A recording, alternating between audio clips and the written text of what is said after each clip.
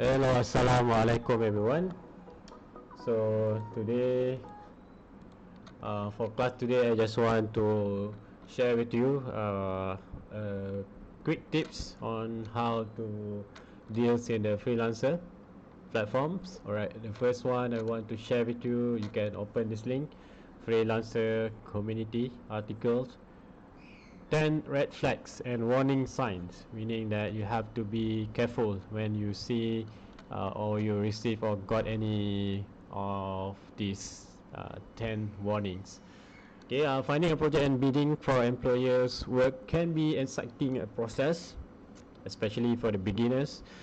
Yet occasionally a fraudulent employer or scammer will post a project. Yeah, there are, I can say to you that previously almost I think 50% more than 60% on the freelancer platform, most of them is scammers. So the vast majority of these projects are automatically rejected by our spam algorithm. Yes, they already filter that kind of uh, issues, but yes, however, sometimes a project will slip through the crack. So as a freelancer, you as a freelancer want to get a work, it is important that you are able to spot the red flags and early warning sign of this project and knows the appropriate methods of reporting project and employees that you think are spam. You can report if you see or you receive any message that are related to the freelancer. They want you to work outside the freelancer platform. You can report these employers. Okay. Okay, before that, I open the freelancer first.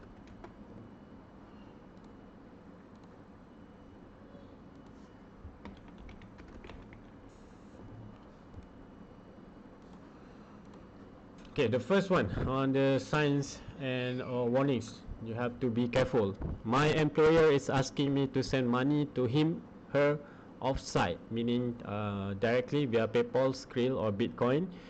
So it should be the transactions or anything that you deal with the employer and this freelancer platform. You do in the freelancer environment on the freelancer platform, because if they ask you to send money on the offsite or PayPal, Skrill, Bitcoin, it may be that you will not the transaction will not be recorded in the freelancer. They cannot give you the ratings, the reviews, because it's outside from the platform. Okay, because if anything's transaction happens, you can see on this finance tab. Okay, you can open the finance tab. Let's say you directly transfer the amount of money to them without using this freelancer tab. It will not be recorded in this that financial dashboard. All right. Another one. Uh, my employer is asking me to communicate with them offsite via Skype or other methods. So avoid communicating to any employer of the freelancer platform via Skype or other method. By communicating via the freelancer platform, you will have a peace of mind that in the case of customer service complaint or payment dispute, the record of this conversation are checked by the customer service team. So if we do not have any record of this conversation, we can only provide limited support or recommendation. Okay, so if they want to call you, should be through the freelancer platform. Actually, yes, you can give them your ID of the Skype or Google Meets accounts, but it's better for you to record, so record the conversation that you have with these employers. All right. Another thing is number 3. My employer is asking me for lots of free sample. So be worried if employer is asking for more than 1 or 2 sample of your works. Although it may be important to demonstrate your ability to a potential employer, it's easy to fall into the trap of giving away for free work to scammers. Avoid agreeing to too many free samples. Let's say you have this kind of work of translation. You want okay, maybe they have a 10 page of this transcript to be translated, all right. Then they ask you to translate 3 of the pages from that 10 pages. Okay, this is how they actually scam the people. They ask you to translate 3 pages. Actually, they, at the same time, they also give the other freelancer the other 3 pages of the 10 pages, so that they don't have to hire any people. They got already the translation of this transcript, because get from this 3 from this freelancer A, this 3 from freelancer B, this 3 from freelancer C. That one cater about 9, right, for 9 pages, right? So if they want you to do this kind of work, okay, or sample of work, you just do, maybe if they require you full pages, 1 pages, maybe you can give them 70% only, and put your watermarks on your works to make sure that it's a copyright of your own. Next thing is, my employer does not want to start a milestone payment until the project is complete. Okay, this is happens to the project with a bigger time periods or time schedule to be completed. So if employer refuses to start a milestone payment or avoid question about their payment, then it may be the best to think twice before accepting the project. So don't fall into the trap of starting project without an agreed upon milestone payments. Okay, let's say this project required you to complete in 1 month. Maybe on the day 15 you want to put a milestone, so that because it's a 1 month project, you have you need to give a 1 month's commitment to this to that project. So it's better safe to you, maybe set a milestone on the 15 days or half of way of the 1 month period of time, meaning that on the 15th or 15 days of the project, you will get half of the payment. So if they don't agree, maybe yes, you try to discuss any others option. Okay, number 5, I've been asked to purchase special software from my employer so that I can start on the project. Never start a project with an employer if you have been asked to purchase particular software or equipment from them. Sometimes actually they are actually a seller of this kind of this product, so they just want to you buy this A product, and then you have to buy another patch or another version of the software. So it's better for you to just use whatever you have in your PCs or computer.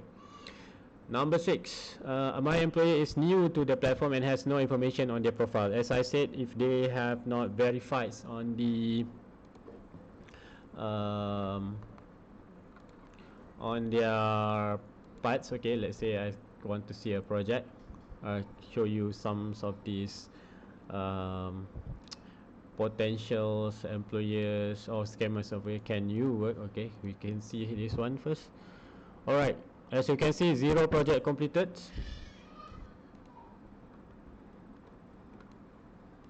Identity fee is not verified, payment method not verified, deposit also not verified. So I can say this is potential scammers on this one, because they don't have any information about their history or previous works on this employer. So avoid, even though they offer $1,500, but still there are people who bids on this project. You can try lah, but better to not to try this one. Okay. Number 7, my employer has received negative review. Yes, one of the most important things you should do before accepting a project is review their user profile. User profile, or this one. You can see the reviews. If they got, yes, the rating maybe 2 or 1 star only.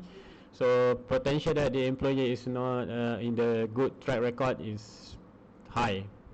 Like you want to buy something from the shops, you want to buy from the trusted employers, trusted shoppers, right? So you have to be careful on this review.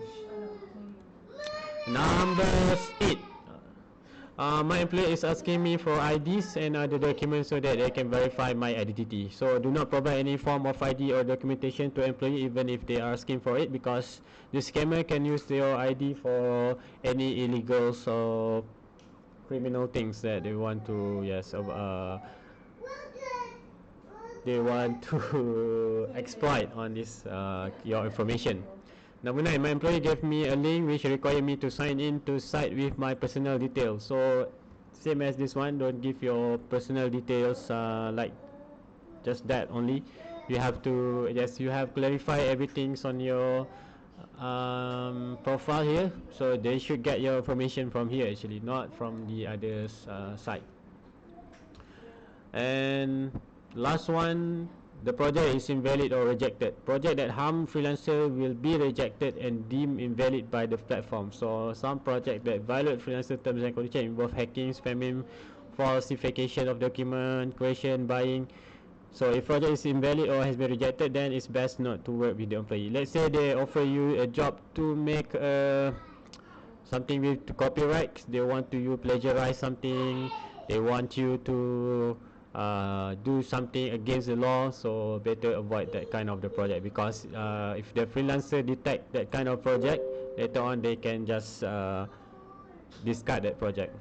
Okay, so how do I report on the fraud or scammers? Yes, you can click on this live chat support and then report on the project. If you say if you got this project but this project is not going as on what did you think, just click on the report project, then just we like giving them a